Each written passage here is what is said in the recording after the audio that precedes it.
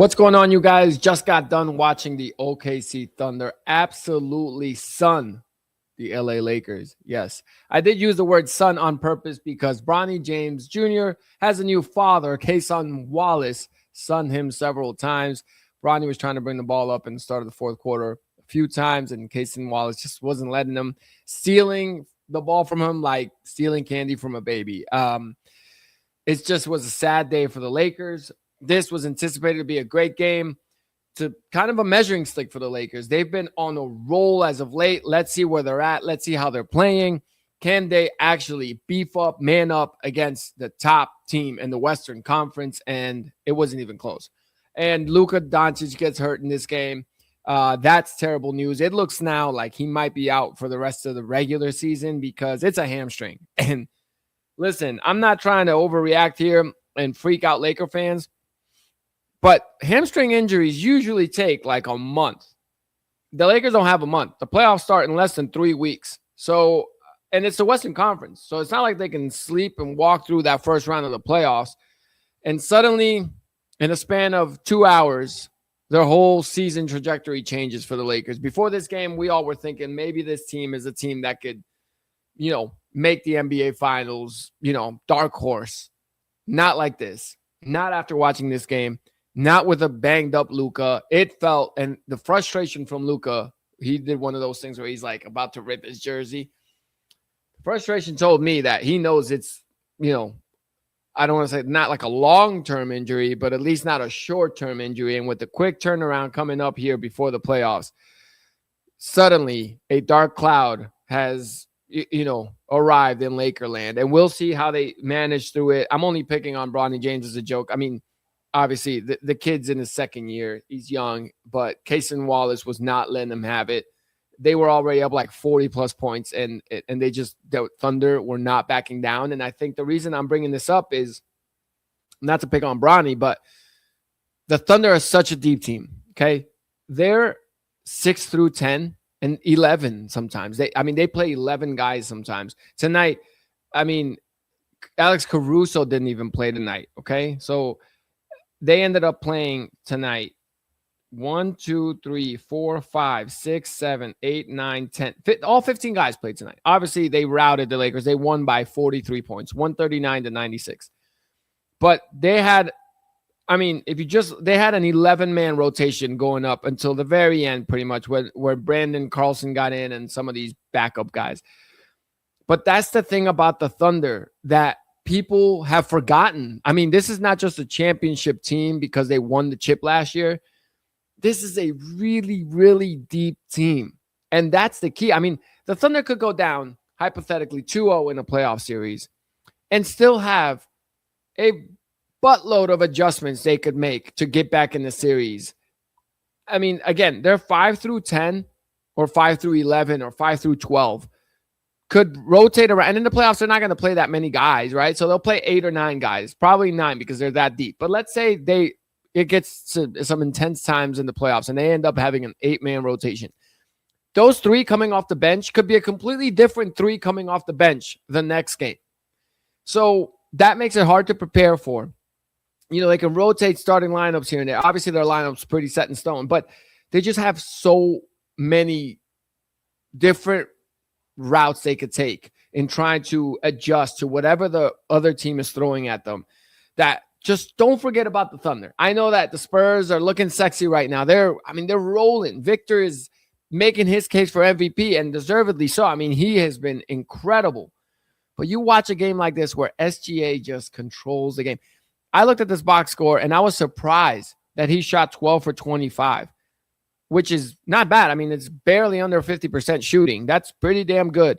But when you watch this game, if you would have told me he shot 80% from the field tonight, I would have believed it. The guy is just incredible. 28 points tonight to go with 7 rebounds and 7 assists, a plus 35 against a Laker team. Again, that coming into this game, we were thinking, all right, if they show that they can match up with this Thunder team, they might be a problem in the playoffs. And the problem was that the opposite. They were down 44-21 at the end of the first quarter. Okay, so And yes, Luka, and I don't even know why Luka was in the game at the point in the third quarter. We actually really pulled his hamstring, because you could tell in the first quarter, towards the end of the first quarter, he did something that started bothering him. And at halftime, honestly, they were down at halftime by 31 points. At that point, if he's got any slight injury, like, you kind of do have to sit him, especially with, this game. It's not like you're going to catch the Thunder. Yes, you want to make a statement, but at the same time, like, if you look at the standings, I mean, just the Lakers, they're not catching the Spurs. Okay. They're 8.5 games behind the Spurs. They're fighting with the Nuggets to stay in the 3 seed. I get it. But at the same time, look, if you end up getting OKC in the second round or San Antonio in the second round, does it really make a difference? Does it really make a difference? And I mean, after tonight, I guess you say absolutely. But before this game, are you sure you'd rather see the Spurs over the Thunder? Do you match up well with Victor? Like, it's just, I don't know. I hate blaming a team for keeping the guy in the game, but in a way, the Lakers should have benched him at that point. And I think they made a problem an issue. And now that it's an issue, we'll see what ends up happening with the Lakers. But at this point, they would be hosting the Minnesota Timberwolves in the first round matchup. And I'll just say, even with a healthy Luka, I mean, last year the Wolves beat them, right?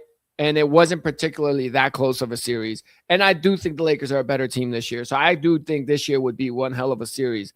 But it's not like the Wolves are going to be scared of the Lakers. So I don't know. That was just, again, alarming situation now in LA. And we'll see how that goes moving forward. And again, with the Thunder, I just want to say, don't forget about the Thunder, man. This team is 61-16. So look, they're the number 1 seed in the West. The Spurs are chasing them. The Spurs are going to win tonight. They're already destroying the Clippers on the road, almost through they're up 78-57. Anything can happen, but it's midway through the third. I think the Spurs will win. And Victor, from what I saw, I think he's not playing tonight. So again, the Spurs are also really deep. So look, don't sleep on the Spurs, but the Thunder do have that experience. They are deeper. And again, it's a lot of pressure on Victor. And it is a lot of pressure on SGA.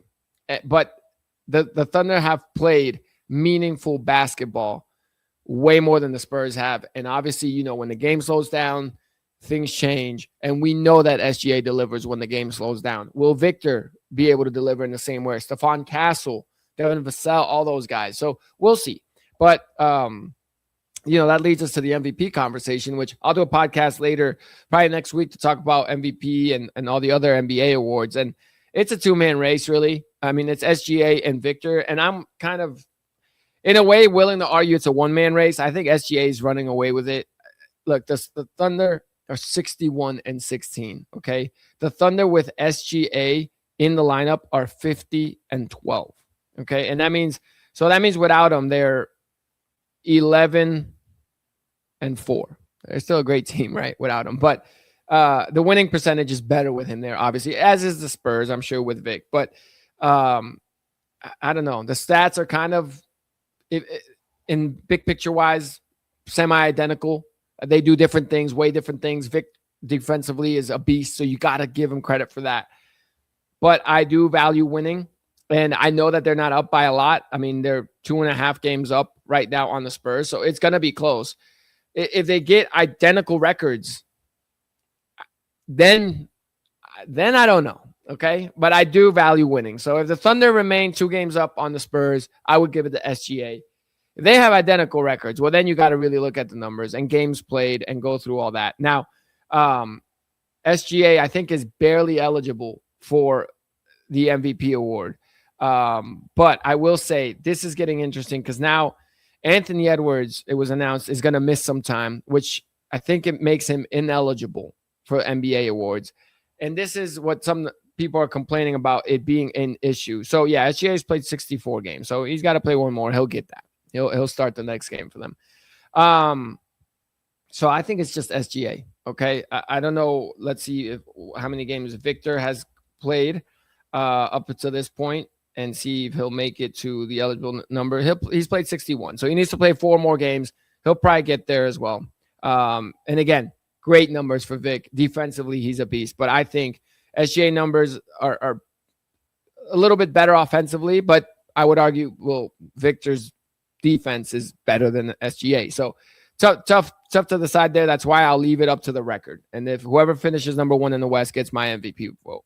But the larger conversation goes about and the end of the year awards. And again, guys need to have a 65 game. It's a 65 game threshold essentially that you got to clear to be eligible for end of the season awards. Anthony Edwards now is going to miss the next game for the Wolves, and he's at 59 games, so he's not going to get to 65. And that's another superstar that's not going to get there. Luka Doncic, I think, is one game away. If he's out for the rest of the regular season, which after tonight's injury, I expect he's not going to be eligible. And many people thought he'd be third for MVP.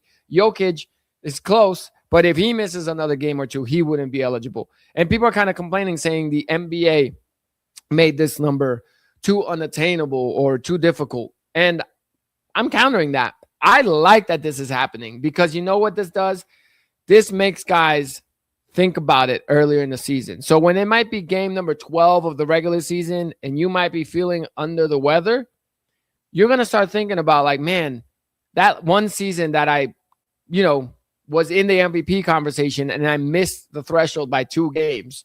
I don't want to put myself in that situation. So if it's a minor ankle injury or if I'm just feeling under the weather, I'm going to push through it and play to try to like store some games for the back end of the season when if I really have an injury and I really have to miss times, then essentially I have some wiggle room there. So I know that this season it kind of sucks because you're looking at it like, damn, so many superstars aren't going to be eligible.